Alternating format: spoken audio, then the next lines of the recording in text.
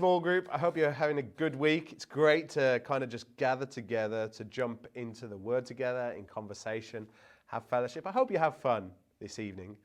It's important that we meet as the church because it's a place where we can actually discuss at a deeper level some of the stuff that was spoken about on Sunday. It's never our heart that we just kind of present to you some information and some ideas and you just to go, oh, they said it, it must be right.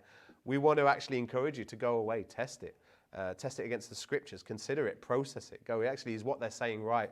And this Sunday was interesting because we spoke on a message in our Dream Builder series called No Guarantees. And really the whole idea was this, is actually we can't always determine the outcome that we're going to live in. We can't always be sure of what's going to unfold around us. But what we can choose and what we can decide is our response to every situation. I briefly spoke at Poole Campus on this idea of Jonathan and his armor bearer being in a moment of Israel's history where there was a lot on the line, and Jonathan and his armor bearer and the Israelites were very ill-equipped. They were under-resourced. They were staring at an opposition that was overwhelming. That was so much more significant. It was a massive opposition. And both Saul and Jonathan, Saul the king and Jonathan his son, in the same moment, with the same blood, with the same weapons, with the same opportunity, had totally different results. Why? Because their response was different. We know that Jonathan and his armor bearer decided that they would go over to the outpost of the Philistines. And I love the words that Jonathan says in 1 Samuel 14. He says, perhaps the Lord will show up and give us a victory. You know, it doesn't sound like a typical rallying war cry, does it? Typically, we're more convinced of outcomes. You know, as leaders, we're taught to really speak in this way. This will surely come to pass. This will definitely happen. It's like Jonathan kind of missed leg day at the gym, isn't it? It's like he missed that moment in the leadership class where he should kind of stir more confidence. And instead says to his armor bearer, come on, let's go over to the outpost and maybe God will do something. And it's kind of impressive because as you'll see in your small groups tonight, as you look at the passage, you'll see that the result of that response is that God sends a panic on the army. That Jonathan and his armor bearer kill a group of men, about 20 men at the Philistine outpost.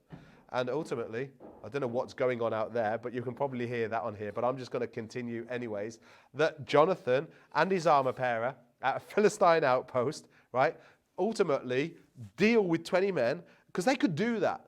I mean, it's still exceptional, isn't it? But in this moment, it's kind of like they did the most with what they could do in this moment, but then what happens is God sends a panic on the whole army and the whole thing. The whole lay of the land just changes. What happened? Well, Jonathan and his armor bearer did what only they could do, and God did what only he could do. Being a dream builder, that's really the essence of it, is understanding that we don't just dream about defeating opposition. We don't just dream about overcoming the enemy. We don't just dream about taking territory. We understand that actually as we fight for this stuff, as we stand on this stuff, as we begin to move out, even not with a total confidence it's going to happen, but just with a sense of perhaps God could do something with this and in this moment, that things can change. On Sunday, I gave 3 tensions that we have to hold as Christians, that God's purposes are unchanging, that God's plans are unfolding, but actually as we play our part in this, our prayers and our activity, our actions are instrumental. And so tonight, that's the kind of angle we're going to be pushing in small group. We're going to be thinking, how does our actions, how does our posture, how does our praying and the part that we play in the purposes of God really determine the plans of God unfolding? And I hope that as you get into this conversation, it will give you some new and fresh insight into the will of God, into the sovereignty of God, particularly as we think about the current chaos that we're seeing as society. You know, really, is this the will of God or is this the will of man? And if this is the will of man, is there an opportunity for the will of the church to find a place, to find her voice and begin to stand up and speak up? And as we do that, like Jonathan and his armor bearer, see God respond from the heavens and, if you like, cause a mass revival and a mass change in the landscape. I think it's a brilliant theme to kind of think about as a community. And I hope tonight that as you discuss it, you do so with goodwill. You know, if you disagree, that's fine. You know, that's what small groups are about. It's iron sharpening iron. But just be really open-minded, open-hearted, and don't be shy.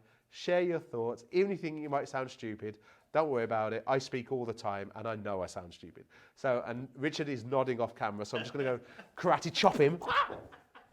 But anyways, have a great time with your small groups. Can't wait to see you on Sunday. Oh yeah. Woo. Woo. Are you going to stop this video anytime soon? No? Keep it going. Okay, I'm going to do some waves then. Oh yeah. Oh, I see. I was expecting a bit more. Ew.